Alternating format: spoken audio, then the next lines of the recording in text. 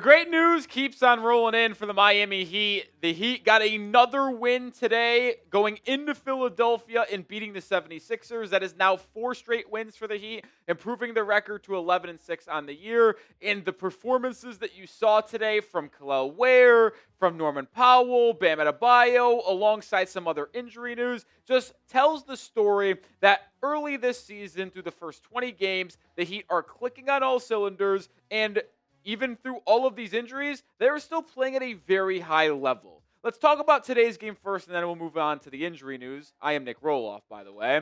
But you look at some of the top performers in this game in Philadelphia, where Miami got a win 127-117. Norman Powell continues to be a revelation for the Heat. The fact that Miami was able to get Norman Powell in the offseason in a 3-team trade that only costed Miami Kyle Anderson and Kevin Love, it is straight up ludicrous. No joke, Norman Powell is going to be an all-star this season if he continues this play. He's currently averaging 25 points a game while shooting nearly 50% from the field and above 40% from beyond the arc. Powell has been sensational.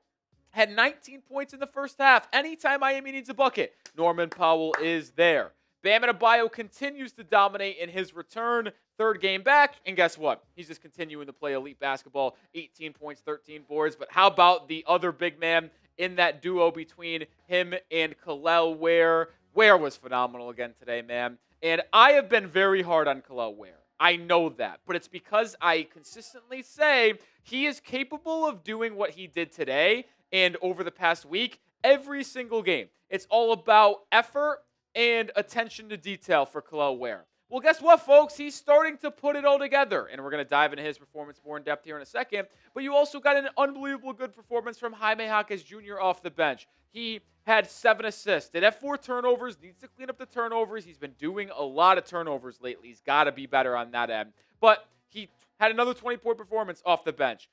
Only missed 2 shots. Like, Jaquez has been the 6th man of the year. And then Davion Mitchell nearly had a triple-double. 12 assists, 1 turnover. Davion has been absolutely elite in terms of his ability to clamp up opposing guards as well as distribute for Miami. It's been a joy to watch him. It's been a joy to watch everybody on this Heat team play over the past, well, really, since the season began on October 22nd. Are you fired up about the win? I certainly am. If you are, hit that thumbs up icon. Like I mentioned, Heat win their 4th straight, 11-6. I'm fired up. Let's get 300 likes on today's show to show the excitement level for the Miami Heat. But after this game, there's obviously games happening Sunday night. But as I'm filming this on Sunday afternoon, the Miami Heat now have the 3rd best record in the Eastern Conference. The Pistons are the number 1 team. The Raptors are the 2nd at 10-5, but Miami's right there at 11-6. Like, they've been phenomenal.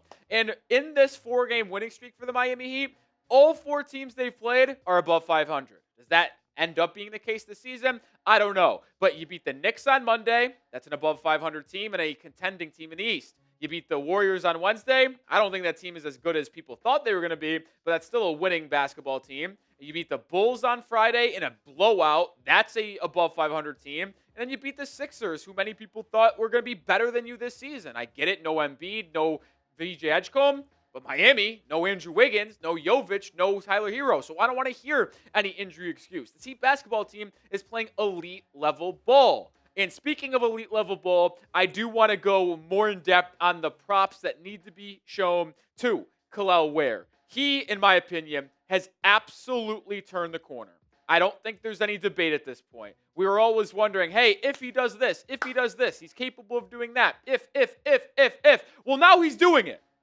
He is doing it every night. This past week, he put forth the effort necessary to impact winning at the highest level, but also dominate the defense and glass. Like, over this last week, ever since that Friday night game against the Knicks, where he has got a lot of heat from me and Udonis Haslem and others about not being good enough on the boards, if you include that game and the 4 games after, he's averaging 15 points, 14 boards, 1.6 blocks, while shooting 55% from the field and 44% from beyond the arc. It has been truly sensational to watch him blossom over the past week. And you hope that he plays this hard every single night because the effort he has displayed has been tremendous. It has. It's been awesome to watch. And if he just continues to do this, well, you are going to have a player that is on the verge of being an all-star. Will it happen this year? Probably not. But if he does this for the rest of this year, does it in his third year, his fourth year, his freaking fifth year, like now we're talking about a player that absolutely could be looked at as a top 5 center in the NBA. Him and Bam have been absolutely elite together. And the part that I like, I'm talking about the effort. I talk about the rebounding. Kel'el Ware is averaging 14 rebounds in the last 5 games. In those 5 games, 4.8 of them have been on the offensive glass. The amount of second chance opportunities he has created for himself, created for his teammates, and second possessions by drawing fouls because he's so imposing inside on the glass that the opposing player has to grab him or push him, and it gets whistled, and then he get a free shot or at the free throw line, or is ultimately taking the ball on the baseline. Like, this is the type of stuff that you want to see from Kel'el Ware, and it's been absolutely awesome to see. I'm so fired up for him to be playing elite basketball at this stage in his career, and I just hope that it continues here as we continue throughout the year. But I want to know, scale it for me. Rate your excitement for Kel'el Ware down in the comments section. How excited are you that he is starting to put it all together and really dominate? Let me know your thoughts down in the comments. And before we move on, let's tell you about the sponsor on today's show, which is PrizePicks. The season continues to roll on here, and if you want to get in on the action, PrizePicks is the best way to do that. Whether it's football, basketball, hockey, it don't matter. You can make your picks and cash in by just going more or less on at least 2 player stats. And if you get your picks right, you could cash in. You now can do stacks on PrizePicks, meaning you can pick the same player up to 3 times in the same lineup. Want to go more than on Kel'el Ware fantasy score? Points, 3-pointers. Well, now you can, all in one lineup, only on PrizePicks. No entry for Heat basketball today for me, but I did have one in football, and I came so close to cashing in. Drake May and Caleb Williams did their part, but Rasheed Rice did not get in the end zone. Quite a bummer for me, but you can make picks like this and ones in basketball. When you download the PrizePicks app today and use code CLNS, you can get $50 in lineups after you play your first $5 lineup. That's code CLNS to get $50 in lineups after you play your first $5 lineup. PrizePicks. It's good to be right. As we continue to talk about the good news for Miami, I do want to highlight Bam Adebayo and his return to this Heat team because I do not think it is a coincidence that the defense and rebounding has improved in the 3 games since Bam returned. Bam came back on Wednesday against the Warriors. They got out-rebounded that game by 10. But then, in their game on Friday against the Bulls, they out-rebounded them by 14.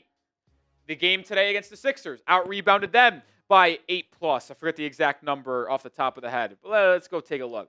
They out-rebounded the Sixers today 58-46, so by 12. They had 18 offensive rebounds to the Sixers' 14.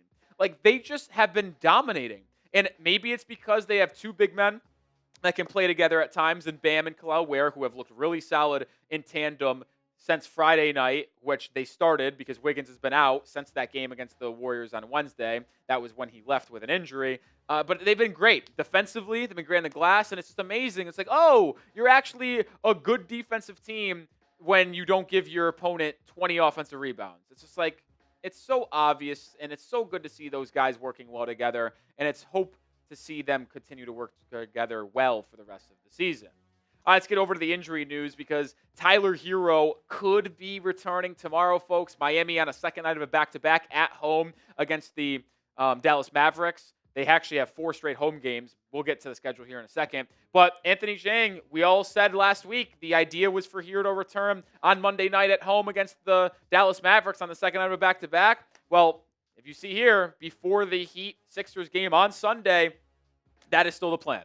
And I don't know where Herro fits in. Do they start him? Probably. And who goes to the bench? I bet it's Powell Larson, and I bet they go with the starting lineup of Davion because he's just been so good defensively and facilitating. You're obviously not benching Powell, and you probably put in Herro. So you're going to have a 3-guard lineup in there, and maybe you combat that with Ware and Bam. When Wiggins returns, he's probably going to start again, and maybe just move Ware back to the bench. But either way, Eric Spoelstra's going to have to make some tough decisions, but it seems like Tyler Herro is going to return for the Miami Heat either Monday or Wednesday against the Bucks, but hopefully it is Monday against the Mavericks. And you really have a great opportunity ahead of you to continue to stack some wins. I mentioned you're 11-6, 3rd best record in the East, but if you're able to take advantage in the next 5 games of playing a Mavericks team twice, who is a bottom 7 team in the NBA right now, You play a Bucks team on Wednesday without Giannis Antetokounmpo, out with a groin strain, and you play the Clippers at home, a team that you already beat on the road,